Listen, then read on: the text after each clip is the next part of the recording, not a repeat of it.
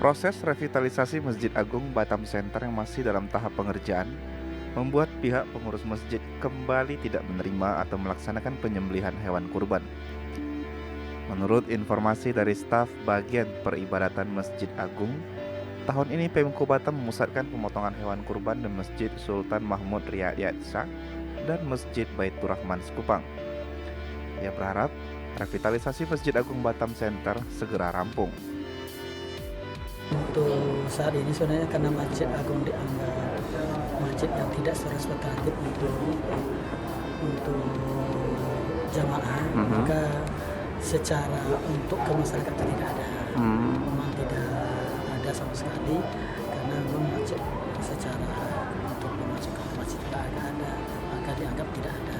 Makanya walaupun ada itu pun hanya internal dari Pengurus dan karyawan saja. Oh, gitu. Itu sementara itu ya memang kenyataannya dari 2 tahun ini udah. Oh, sudah 2 tahun. Kalau nama nampak masih tetap sama, tetap Masjid Agung, tapi untuk info akan dipakai kemarin terakhir dari Pak Wali, insya Allah katanya di akhir Agustus. Nah, kalau tidak ada perubahan, tapi kita mungkin Masih pembangunannya masih progres. Dari progres terakhir, nah, mudah-mudahan bisa dikejar, tapi walau alam. Diketahui revitalisasi Masjid Agung Batam Center dijadwalkan rampung pada akhir Agustus mendatang. Ferdino melaporkan dari Batam.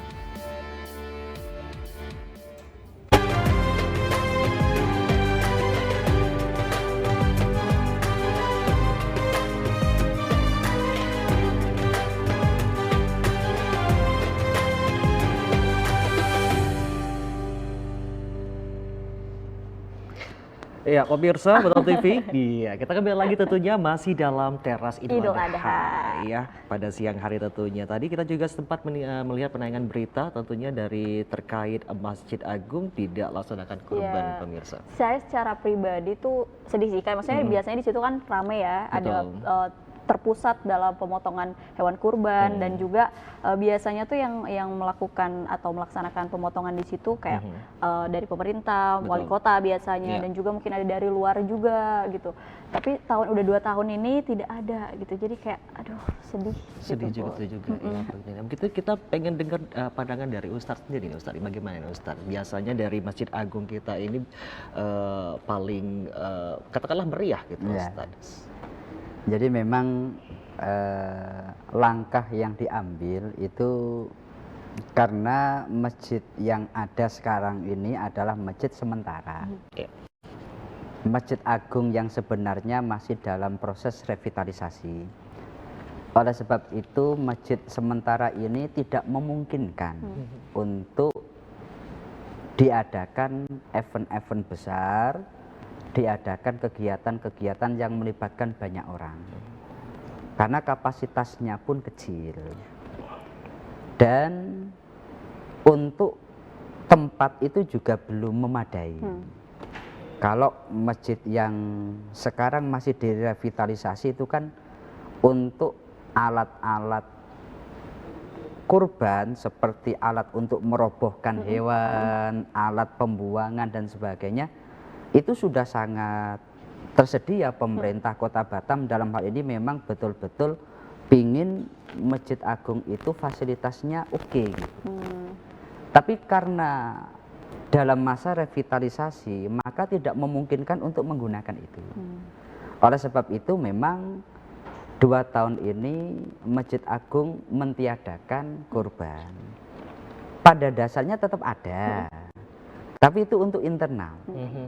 Jadi yang penting dari Masjid Agung tetap melakukan ibadah menyembelih hewan kurban, sapi dalam hal ini, tapi itu tidak untuk umum, itu untuk pengurus, untuk orang yang terlibat di Masjid Agung, karena memang belum memungkinkan. Karena kalau umpamanya disampaikan ke khalayak ramai, itu pasti dari berbagai daerah itu datang. Maka karena tempatnya belum memungkinkan, maka secara kita sampaikan ke masyarakat itu tidak mengadakan. Tapi sebenarnya ada, tapi itu untuk internal saja. Dalam rangka bagi pengurus saya ingin melakukan ibadah kurban di Masjid Agung. Ada, tapi kita tidak bisa mempublish ke masyarakat seperti itu.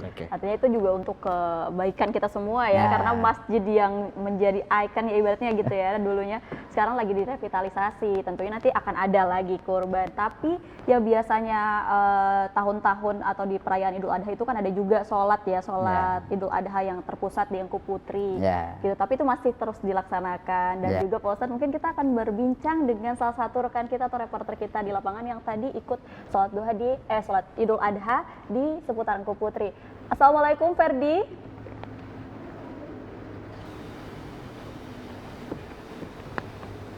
Waalaikumsalam, rekan Putri dan Ustaz.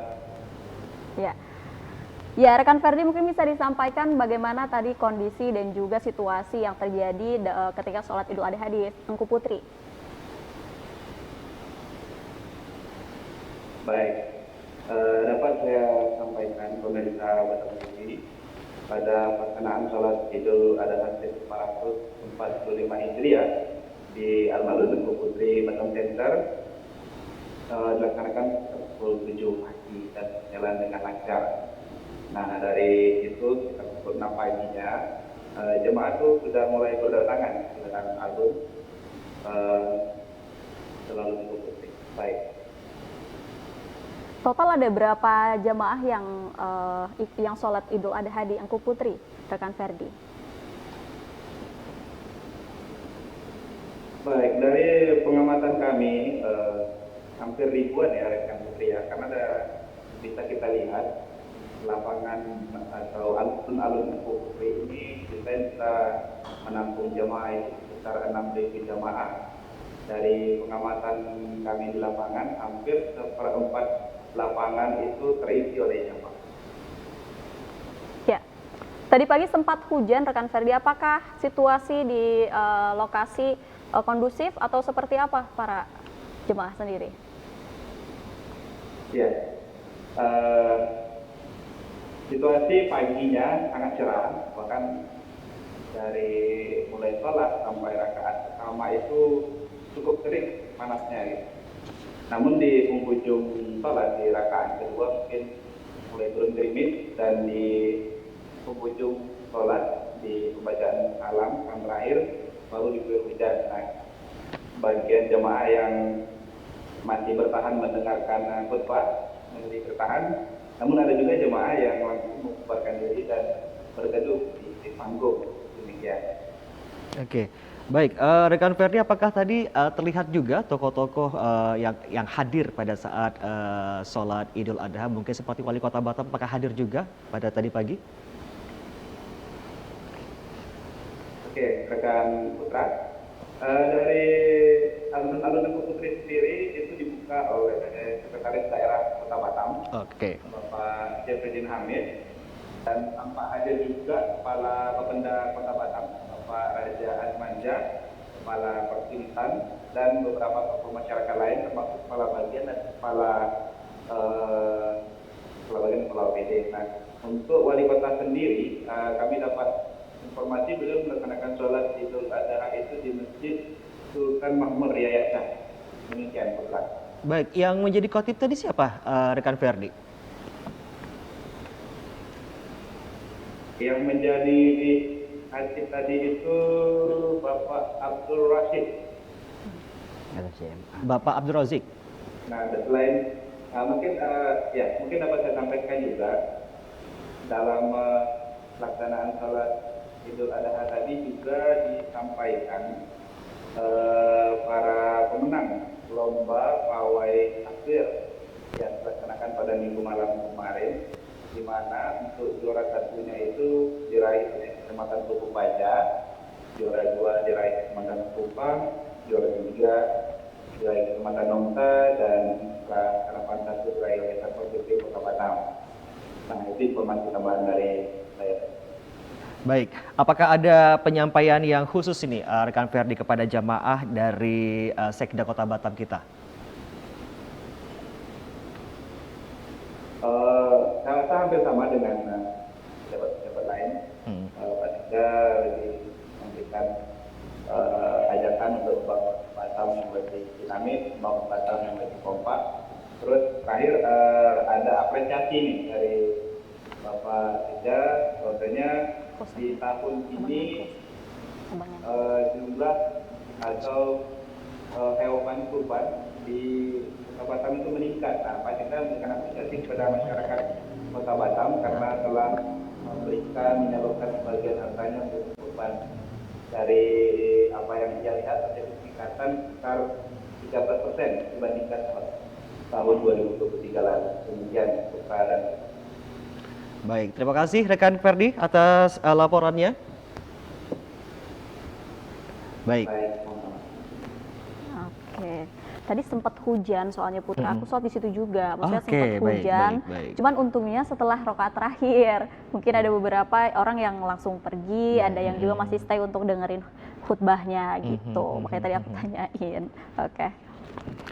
Iya, baik Pak Ustadz, kita akan melanjutkan kembali nih Pak Ustadz. Tentunya tadi kita sudah membahas sedikit banyaknya tentang Idul Adha juga identik dengan Hari Raya Kurban nih Ustadz ya. Nah kita ingin membahas lagi ini Hari Raya Idul Adha juga identik dengan naik haji ini Ustadz. Gitu. Tadi kan udah dibahas sedikit gitu Iya, ya. sedikit mungkin. gitu ya Pak Ustadz ya. Jadi bagaimana Pak Ustadz? Apakah benar Idul Adha ini memang untuk khusus yang naik haji begitu Pak Ustadz? Jadi ibadah haji itu waktunya ya bertepatan dengan apa yang dilakukan saat hari raya kurban, seperti Arafah, Tarwiyah, lalu Idul Adhanya, sholat Idul Adhanya itu sama. Oleh sebab itu ini hanya bertepatan saja, dalam artian begini, orang yang Idul Adha adalah orang yang haji. Orang yang tidak haji pun juga dia disunnahkan untuk sholat Idul Adha. Orang yang dia haji, dia nanti ada hadyu, dia nanti ada kurban. Orang yang tidak haji pun juga disunnahkan untuk kurban. Oleh sebab itu ibadah ini tidak dikhususkan pada orang haji saja. Tetapi kalau kita lihat dari sisi sejarah, itu memang banyak kaitan sejarah haji itu berkaitan sama dengan kurban yang kita lakukan, yakni bermuara pada Nabi Ibrahim dan keluarga beliau. Maka orang yang dia tidak haji bukan berarti tidak bisa Idul Adha, tidak. Bahkan yang tidak haji dia ya kurban di rumah. Dia itu ya melakukan sholat takbir. Kalau orang haji kan mereka talbiyah. Labbaik Allahumma labbaik, labbaik kala. Lah kalau kita takbir.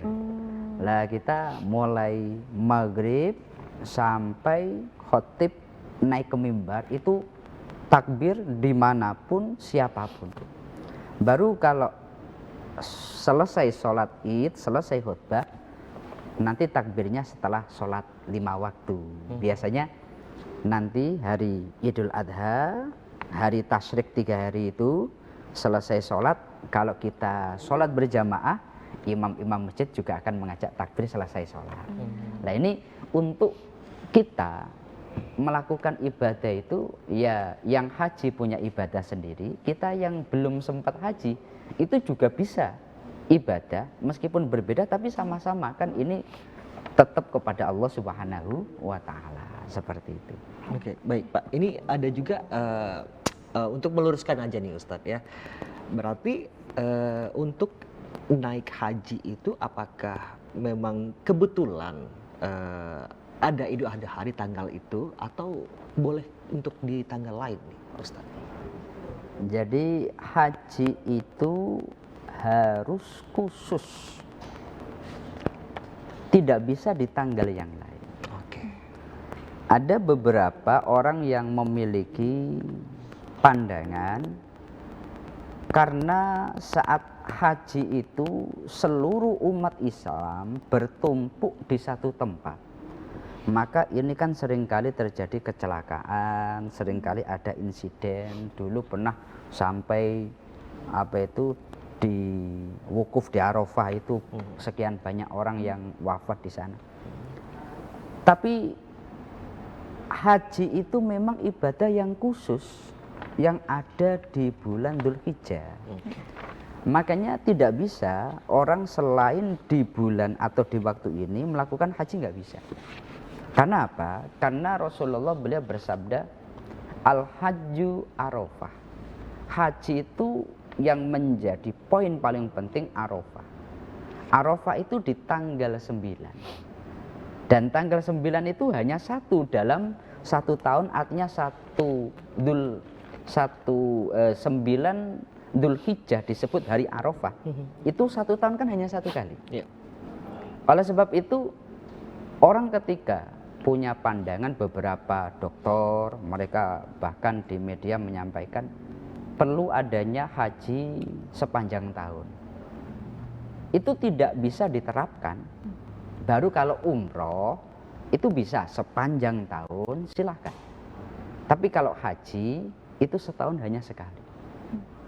Waktunya khusus, tempatnya juga khusus. Oleh sebab itu ada pembatasan-pembatasan. Di Indonesia masa tunggunya sekian, di Malaysia masa tunggunya sekian. Kenapa? Karena memang tempatnya itu masih belum bisa. Seandainya semua orang bareng nggak bisa. Seperti itu. Baik, Pak Ustadz, kita beralih ke reporter kita tentunya. Pak Ustadz, rekan kerja kita sudah terhubung tentunya bersama Edo yang berada di Karimun tentunya ya. Halo, Assalamualaikum rekan Edo. Waalaikumsalam warahmatullahi wabarakatuh. Terima kasih Pak Tri dan Pak Ustadz juga sudah ada di studio TV. Ya, rekan Edo mungkin bisa disampaikan terkait liputan Anda hari ini, bagaimana situasi perayaan Idul Adha di Karimun? Oke, terima kasih. Baik, saya dapat laporkan pelaksanaan Hari Raya Idul Adha di Kabupaten Karimun berjalan cukup baik dan lancar, dan cuaca pun cukup cerah. Kemudian untuk pelaksanaan Idul Adha sendiri di Kabupaten Karimun, pemerintah ada melaksanakan beberapa lokasi untuk pelaksanaan sholat Id,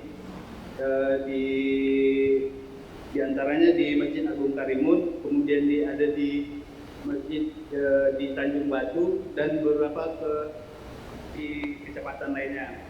Sementara itu untuk Bupati Karimun sendiri itu melaksanakan sholat Id di Masjid Ibadur Rahman di Sungai Lakam. Di sana Bupati Karimun Aun Rafiq untuk tidak sebagai khatib dalam pelaksanaan yang dilakukan di Karimun. Kemudian terlihat juga di Masjid Ibadur Rahman di tempat lokasi Bapak Bupati Karimun Aun Rafiq melaksanakan sholat Id, masyarakat atau warga cukup ramai dan juga dihadiri tokoh-tokoh agama di Karimun. Untuk Bapak Wakil Bupati Karimun dapat diinformasikan juga melaksanakan sholat Id di wilayah Kecamatan Meral Barat. Sementara Pak Sekda Bapak Muhammad Firmansyah melaksanakan sholat Id di Kecamatan Bungar. Baik, rekan Eldo, di tempat pantauan Anda tadi ada total berapa hewan kurban yang akan disembelih pada perayaan Idul Adha tahun ini?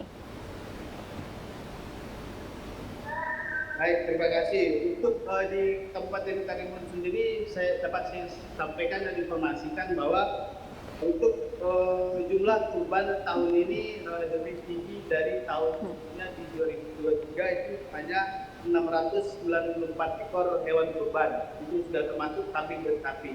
Dan untuk di tahun 2024 ini ada banyak 891 hewan kurban yang akan disembelih. Di antaranya adalah 427 ekor sapi dan 464 ekor kambing. Itu lokasi penyembelihannya tersebar di masjid yang ada di 14 kecamatan yang ada di Kabupaten Karimun. Baik, apakah saat ini sudah terselesaikan semua untuk pemotongan hewan kurban, rekan Edo? Terima kasih, Pak.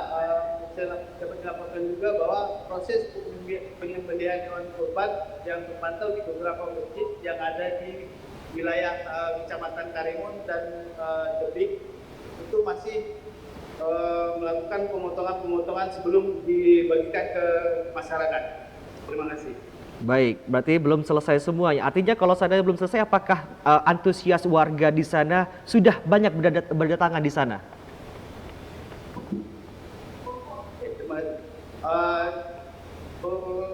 Pelaksanaan di sana di masjid-masjid itu cukup antusias dan masyarakat pada saat proses penyembelihan juga datang untuk melihat bagaimana penyembelihan hewan-hewan kurban yang ada di tempat tinggal mereka.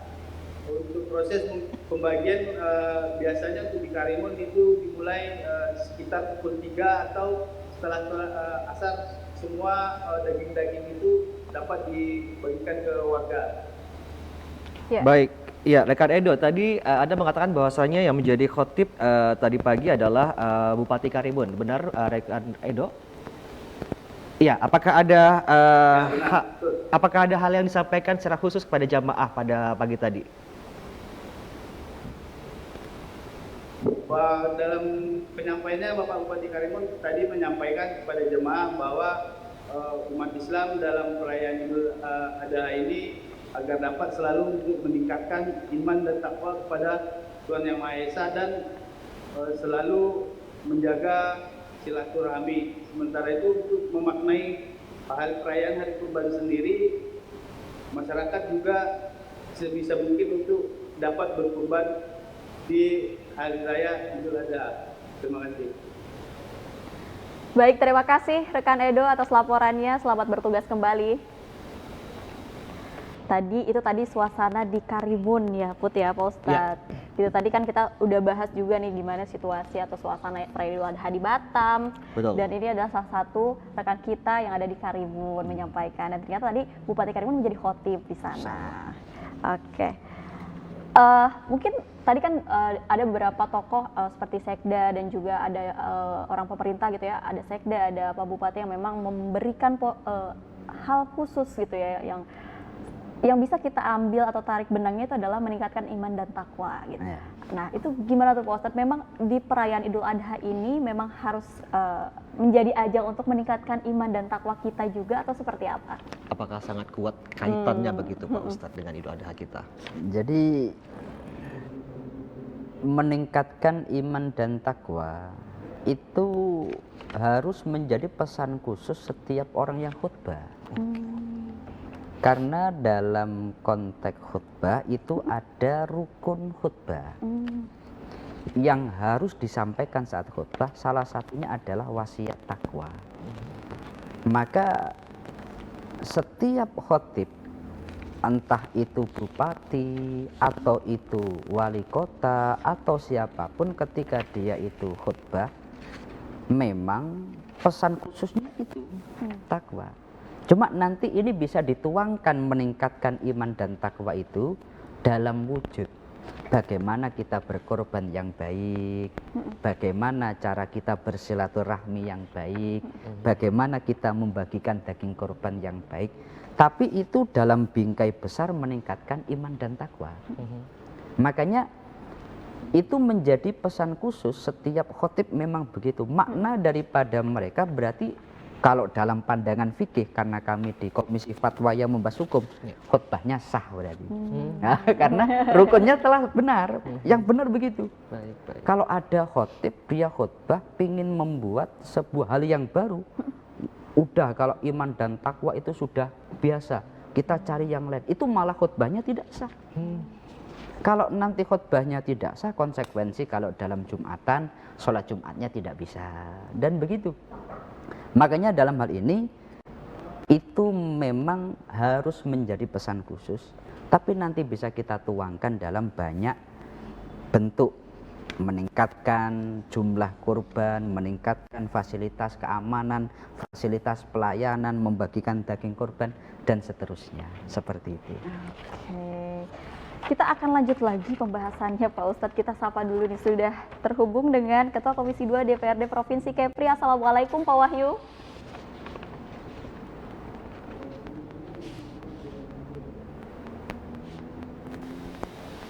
Assalamualaikum Pak Wahyu. Waalaikumsalam. Waduh. Waalaikumsalam warahmatullahi wabarakatuh. Baik, Pak Ya, Wahyu. Mbak Putri, Ya. Pak Ustadz, mohon maaf lahir batin. Sama-sama. Baik, Pak Marbatin juga Pak Wahyu. Pak Wahyu, boleh diinformasikan kepada pemirsa Batam TV yang sedang menyimak kita pada siang hari ini, Bapak posisinya di mana sekarang nih Pak Wahyu? Ini posisi sekarang baru sampai rumah ya, istirahat sebentar tadi dari pada sholat id langsung keliling. Berarti tadi kegiatannya apa saja Pak? Dari pagi sholat id, setelah itu kemana tuh?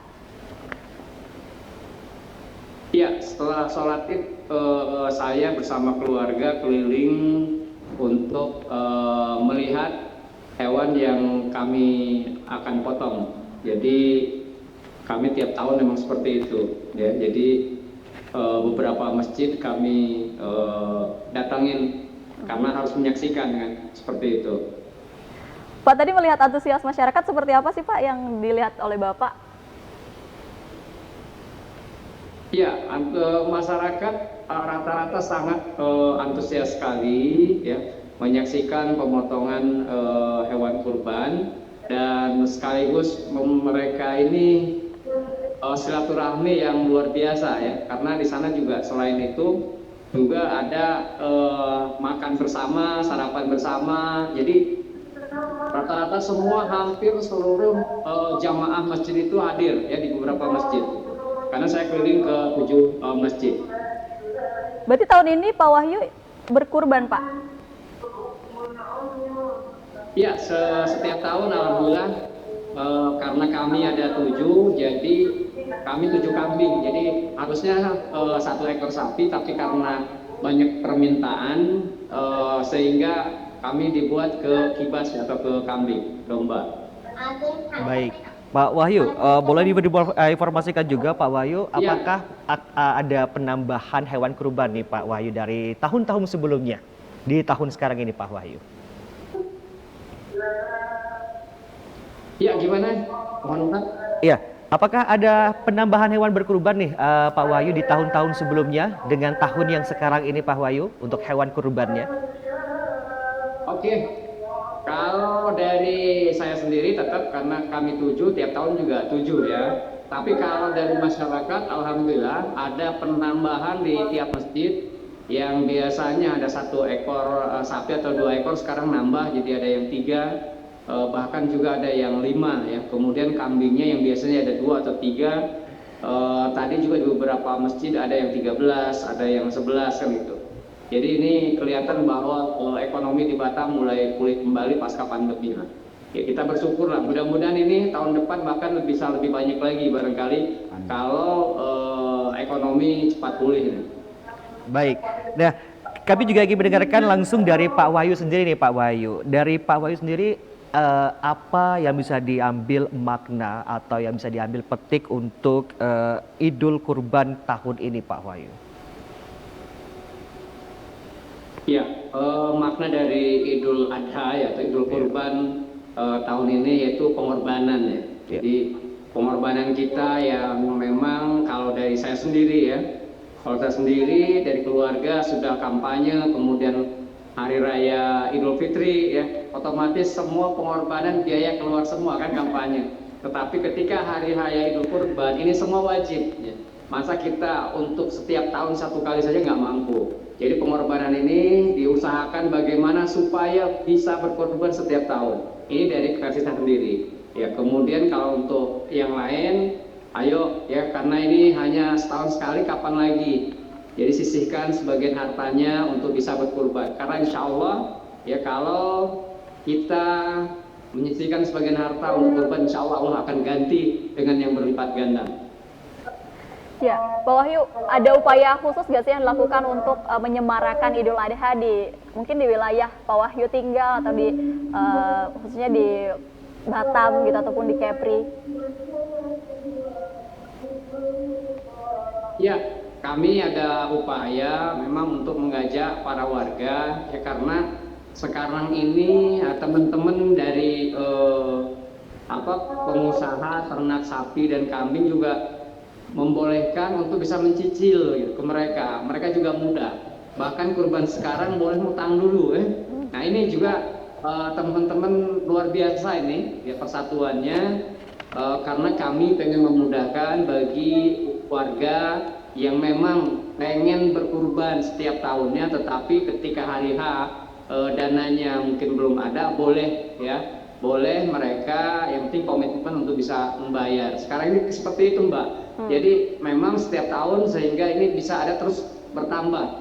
Kemudian juga saya mendorong ya ke teman-teman pariwisata, juga teman-teman yang memang mereka punya usaha ternak ya. Ini juga kami promosikan ke Singapura dan Malaysia ya.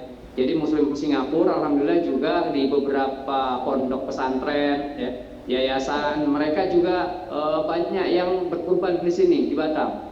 Ini kalau digait semuanya insya Allah mungkin bisa jauh lebih banyak lagi yang kurban dari Muslim Singapura ataupun Muslim dari Malaysia di Kota Batam.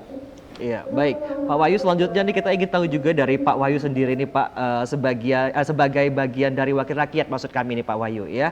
Apakah esensi keteladanan Nabi Ibrahim ya Pak dalam berkurban ini telah dijalankan oleh pejabat-pejabat kita Pak? Bagaimana menurut Pak Wahyu sendiri? Ya, untuk umat muslim tentunya ini tergantung persepsi orang, karena saya juga tidak bisa menilai secara langsung karena kan pemikiran orang berbeda-beda. Tapi seluruh umat muslim yang ada di DPRD insya Allah itu menjalankan ya sesuai dengan contoh-contoh Nabi Ibrahim alaihissalam. Insya Allah kalau teman-teman di Dewan DPRD Kepri yang muslim itu sudah sejalan ya. Mereka semua juga melakukan hal yang sama. Oke. Baik Bapak, ada yang ingin disampaikan lagi Pak terkait dengan Idul Adha kita kali ini Pak untuk masyarakat khususnya Kota Batam sedang menyaksikan kita pada siang hari ini. Silakan Pak Wahyu. Ya, saya mengajak ya dan mengimbau kepada masyarakat seluruh Batam, kemudian juga Provinsi Kepri ya. Ayo sama-sama kita bisa melakukan kurban ya. Karena kurban sekarang sangatlah mudah sebenarnya, bisa dicicil ya dari berbagai pengusaha peternak ya, kemudian juga yang penting ada kemauan dan keikhlasan tentu dari diri kita sendiri. Kemudian juga ayo kita sama-sama jadi hari Idul Kurban ini ya, sama-sama kita saling memaafkan ya, kemudian juga ayo kita bersatu untuk bagaimana Provinsi Kepri ini bisa lebih baik lagi dan Kota Batam. Baik Pak Wahyu, paling terakhir kali ini Pak Wahyu, kira-kira Pak Wahyu dampak terhadap diri Bapak sendiri ya Pak setelah berkurban, apakah mungkin ada perubahan dari bersikap atau cara berpikir Pak Wahyu, bagaimana nih Pak? Ya, dampaknya sangat luar biasa ya, karena tadi ini terkait dengan tentunya pengorbanan ya. Saya biasanya tidak emosi saya mungkin agak labil, kalau sekarang alhamdulillah ya, mungkin karena faktor usia juga, bukan hanya masalah kurban ya, bukan hanya masalah keteladanan. Kalau keteladanan memang harus kita ikutin semua keteladanan Nabi Ibrahim, ini yang luar biasa ya. Kemudian juga terhadap diri sendiri insya Allah kami terus mengabdi kepada masyarakat ya tanpa batas ya, dan mudah-mudahan ini bisa istiqomah. Itu aja Mas. Baik, terima kasih Pak Wahyu atas waktunya Pak telah bergabung bersama kami di sini. Ya, sama-sama. Baik, selamat berkumpul kembali bersama keluarga tercinta tentunya dari Pak Wahyu tentunya selaku Ketua Komisi 2 DPRD Provinsi Kepri. Kepri, Baik, oke. Putri dan juga Pak Ustadz dan juga pemirsa Batam TV yang masih menyimak kita pada siang hari ini. Tadi sempat kita mendengarkan bahwasannya berkurban ada cicil nih Pak. Nah, maksudnya ini apa Pak? Pak, boleh ini kita berkurban tapi menyicil gitu. Bagaimana itu Pak? Jadi dalam kurban itu kan harus hewan milik kita. Oke. Tetapi proses untuk menjadi milik kita itu dalam konteks muamalah bisa berbeda-beda. Contoh, saya hutang ke Bang Putra sapi. Oke. Saya hutang satu sapi ya. Ketika sudah diserah terimakan, barang yang statusnya hutangan itu sudah jadi hak saya. Kewajiban saya nanti hanya bayar saja, tapi sapi ini sudah jadi milik saya. Oke. Maka saya kalau mau mengkorbankan ya boleh, saya mau pelihara boleh, saya mau menyewakan juga boleh. Maka tidak masalah. Ketika dia dengan sistem hutang kemudian dibayar cicil itu nggak apa-apa. Oke. Atau mungkin dengan sistem hibah. Saya nggak ada sapi, ada orang menghibahkan sapi ke saya. Maka saya korban dari sapi hibah tersebut. Maka itu nggak apa-apa. Yang nggak boleh itu kalau sapi minjam. Tapi nggak dibalikin gitu atau Ya. gimana nih Pak? Pinjam dulu terus dipakai buat berkurban Statusnya minjam, karena beda antara ini dalam konteks muamalah ekonomi Islam itu, kalau barang minjam, barang yang saya pinjam itulah yang harus saya kembalikan. Ini nggak bisa saya gantikan dengan yang lain. mau beli sapi yang lain gitu. Ini Nggak sapi, bisa. oh nggak bisa ya Pak ya. Tapi kalau hutang, saya hutang satu sapi. Saya mengembalikan boleh sapi warna apa saja terserah. Yang ini boleh saya korbankan. Ini sudah jadi milik saya. Yang lain umpamanya, yang penting kan saya bayar sapi. Tapi kalau minjam itu baru nggak boleh. Oke, artinya kalau kita minjam dari bentuk yang awal kita balikin sama dengan bentuk Harus yang awal. barangnya itu. Oke. Kalau A ya, A gitu ya. Kalau A ya A. Makanya dalam masalah ini umpamanya melalui sistem cicil secara fikih itu juga tidak apa-apa. Karena dengan sudah serah terimakan itu sudah menjadi hak milik orang yang menerima. Oke. Maka dia bebas dikorbankan boleh, dipelihara boleh, dihibahkan juga boleh. Oke. Terserah dia. Ternyata dia inginnya korban, maka ya sah. Karena sudah jadi hak dia. Meskipun dia punya tanggungan untuk mencicil. Oh. Seperti itu. Mungkin bisa kayak sekarang kan ini perayaan nih Ustadz. Mungkin besok udah ada niatan saya mau cicil dari sekarang lah. Jadi tahun depan itu sudah bisa berkurban gitu kan berarti nggak apa-apa kan Ustadz? Kalau ya sepertinya nggak apa-apa. Itu berarti dia membeli secara kredit. Dalam fikih Islam itu membeli secara kredit itu disebut bai'ut taksid. Membeli secara persentase dan itu diperbolehkan. Umpama dengan contoh begini, saya nabung dulu, nanti Idul Adha saya baru dapat kambing. Ini boleh. Atau saya ngambil kambing dulu, nanti saya bayarnya nyicil. Ini juga boleh. Dalam dua bentuk transaksi ini konsekuensinya sama. Kambing milik saya secara mutlak, boleh saya korbankan, boleh saya pelihara, boleh saya hibahkan, terserah. Kenapa? Karena dengan diserah terimakan melalui dua transaksi tadi, itu sah milik saya. Ternyata orang yang menerima itu pingin dikorbankan, ya sah. Maka sistem tabung atau sistem cicil, bayar mencicil itu secara hukum tidak membuat korban tidak sah, tetap korbannya sah. Dan itu secara hukum juga diperbolehkan. Tapi apakah alangkah lebih bagusnya nih Pak, kalau misalnya kita mengutang hewan untuk dikorbankan? Mungkin maksud saya adalah tujuannya apa dulu nih? Yang jelas tujuannya seperti apa? Apakah mau dikorbankan yang harus dikorbankan, jangan untuk yang kita pelihara sendiri gitu? Apakah alangkah lebih bagus seperti itu atau memang diperbolehkan apa saja? Pak Ustadz? Jadi hewan korban itu tidak harus dari apa yang kita pelihara. Kita boleh hewan dari yang kita itu hasil dari beli, atau hewan yang memang murni dari milik kita itu dari hasil hibah, atau dari hasil hutang juga nggak apa-apa. Yang penting itu sesuai secara umur masuk, barang itu milik kita dan tidak ada cacat atau aib, contohnya tadi kurus, buta, pincang, berpenyakitan. Maka selama tidak ada hal-hal seperti itu, secara hukum ya boleh. Meskipun saya ini waktu korban dia tuh nggak lihat kambingnya. Kenapa? Dia hanya transfer uang, nanti kemudian kambing datang langsung dipotong oleh panitia korban. Orang yang korban nggak lihat kambingnya. Dia tidak hadir saat pemotongan. Secara hukum tetap itu atas nama dia dan itu sah. Seperti itu. Wallahu a'lam.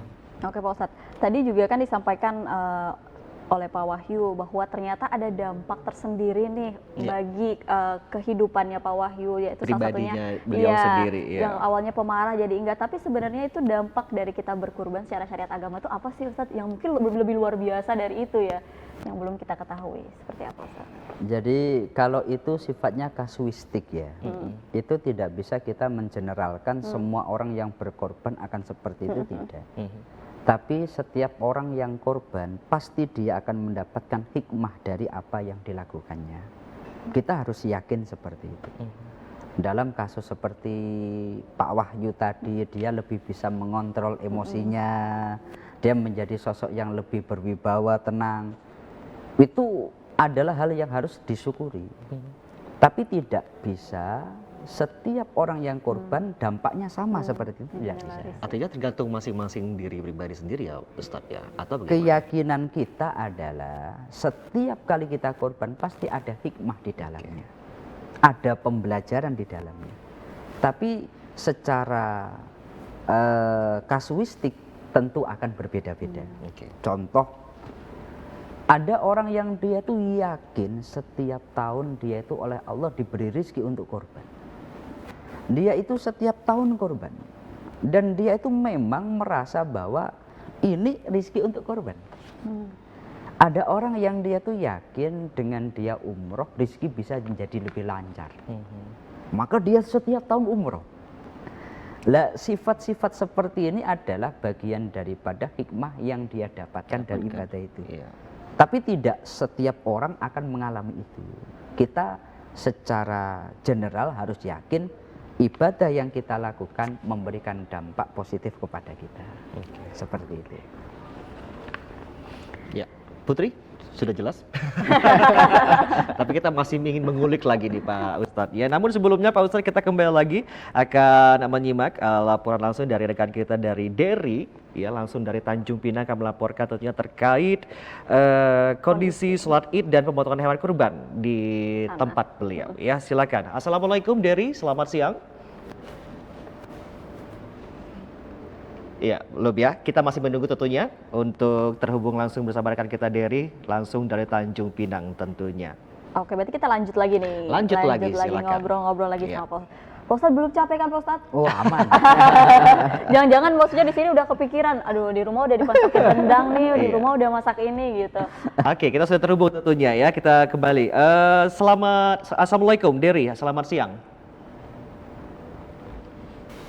Waalaikumsalam putra putri dan Pak Ustadz dan pemirsa Batam TV di rumah.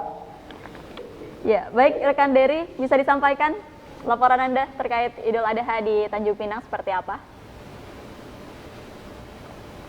Baik rekan putri, pelaksanaan sholat Id di Kota Tanjung Pinang itu dilakukan di setiap masjid dan lapangan yang ada di Kota Tanjung Pinang. Salah satunya di lapangan Pamedan dan Masjid Agung Al-Hikmah Kota Tanjung Pinang.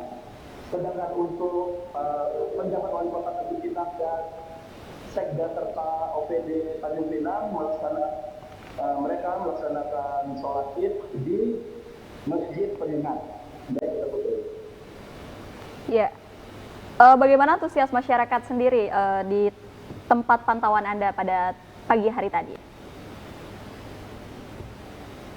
Pada pagi hari ini saya memantau sholat Id di Masjid Agung Tanjung Pinang. Dari pantauan saya, masyarakat sudah meramaikan masjid dari jam 6 pagi. Pelaksanaan sholat Id sendiri itu berlangsung sekitar pukul 7 pagi. Di masjid ini yang berlaku sebagai imam adalah masjid Ustadz Imam Hamzah yang merupakan imam besar dari Masjid Agung Tanjung Pinang, dan yang menjadi khotib adalah Ketua MUI Kepri Bapak Bambang Mariono. Demikian, bukan betul. Baik, tadi Anda mengatakan bahwasanya yang menjadi khatib tadi adalah Ketua MUI Tanjung Pinang, benar rekan Dery? Iya, apa yang disampaikan? Yang menjadi khotib adalah Ketua MUI Kepri. Oh oke, baik. Apa yang disampaikan pada saat khotib disampaikan pada pagi tadi?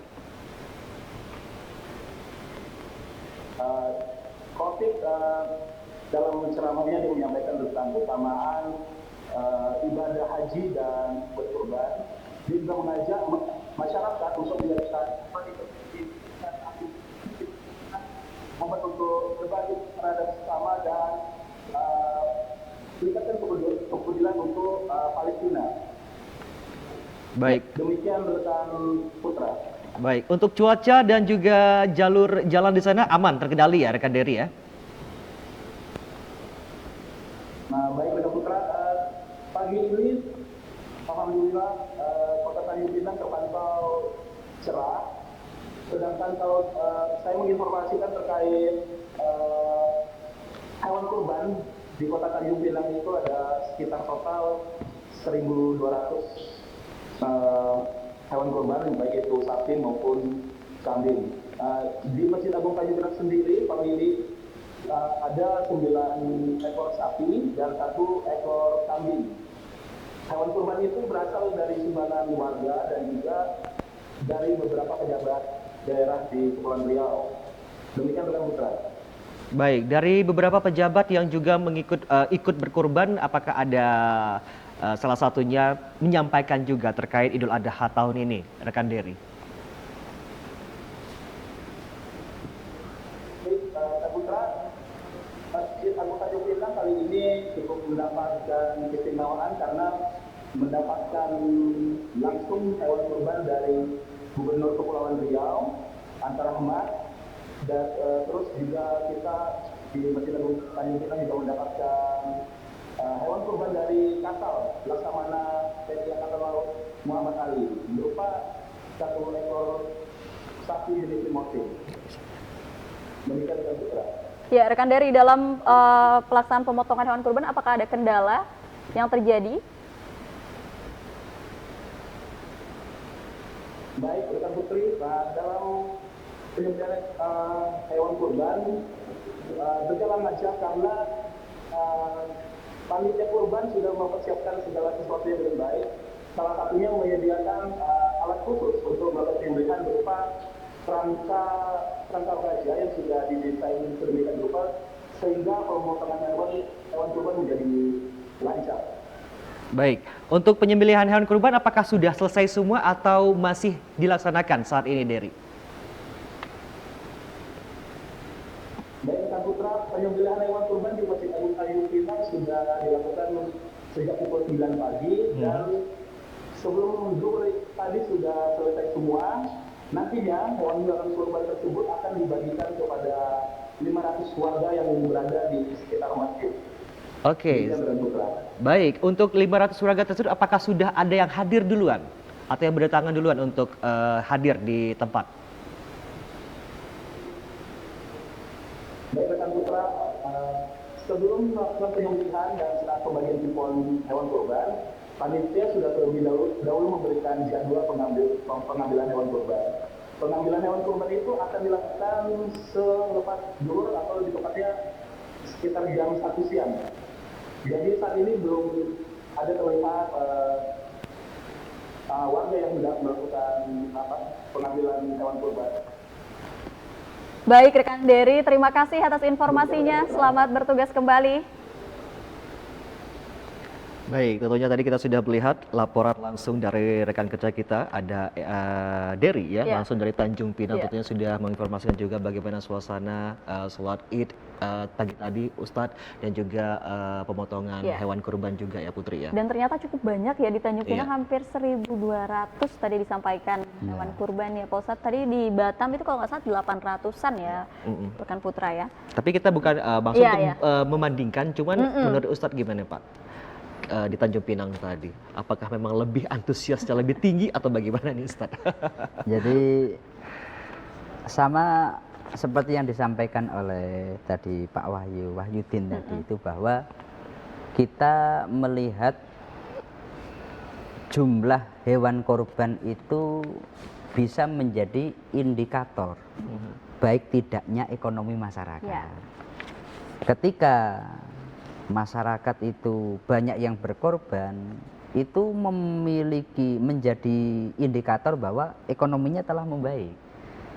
Oleh sebab itu, ya alhamdulillah ketika di Batam mengalami kenaikan, Tanjung Pinang mengalami kenaikan, kemudian di Karimun juga sama. Itu berarti secara keseluruhan itu Kepri ekonominya